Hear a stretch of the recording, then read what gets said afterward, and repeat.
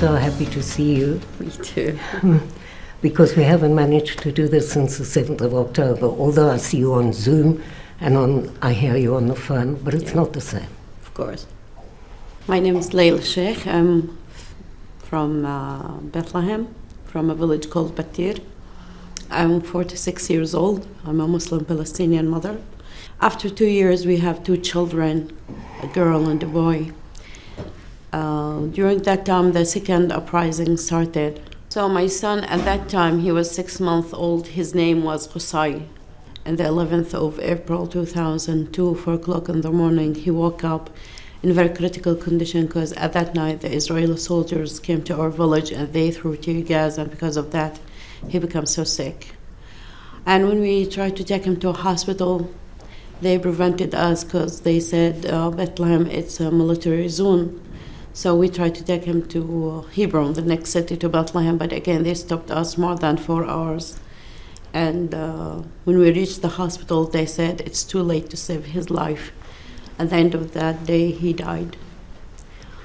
From that day, I was filled with hatred, anger against many things, many people, but especially against the Israelis.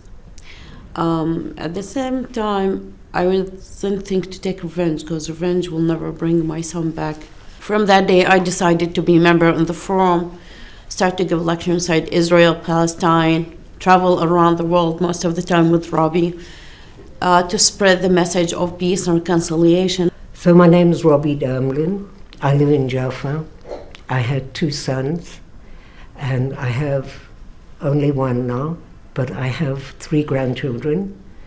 My children were brought up in a very liberal, open house, and David went to Tel Meilin, a music school, very academic music school, and he used to play the French horn.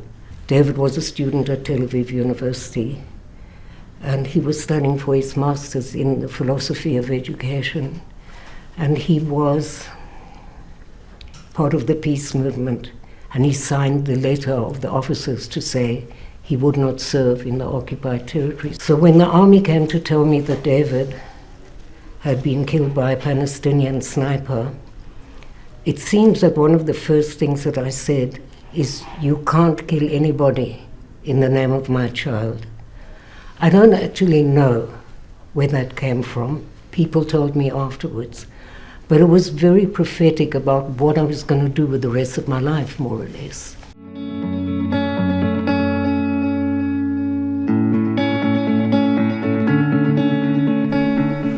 What do you think about the international reactions to the violence in Israel and Palestine? You know, there's this tendency to take sides. And I think to myself, why are you importing our conflict into your country and creating hatred between Jews and Muslims? Maybe you should start talking in another vein.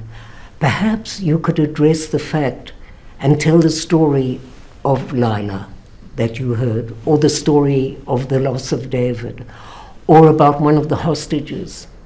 How dreadful it must be to be a hostage, and then tell the story about a Palestinian mother in Gaza, and tell the story of what it's like to live in the West Bank now. That's compassion. That's not side-taking. You can stand with your flags and wave them wherever you like, but that's not going to affect her life or mine. So please, don't make this an excuse also for anti-Semitism or Islamophobia for that matter. I think instead of sending weapons to this war to make it much more, if they spend that money to make peace, that will be much hopeful for us.